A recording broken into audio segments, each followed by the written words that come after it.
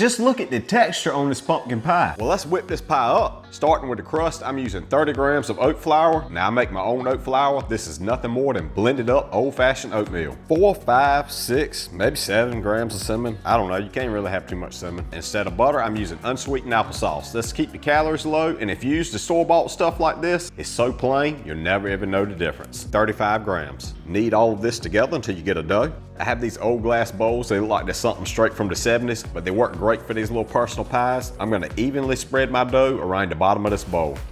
I'm gonna cook this in my air fryer at 350 degrees for 10 minutes.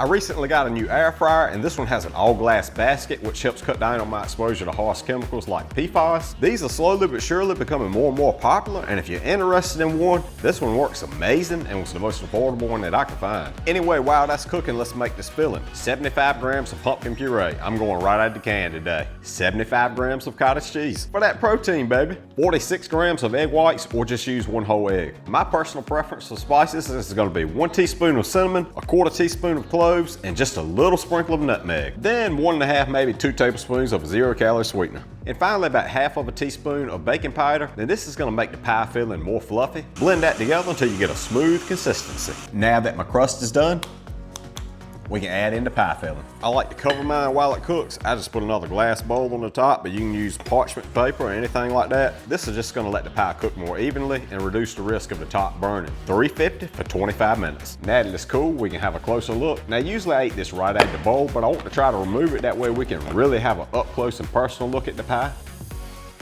Just look at the texture on this pumpkin pie. Low calorie and with some protein. I mean, it just don't get any better than that. That pie looks just as good as grandma's. Well, that's great, but how does it taste?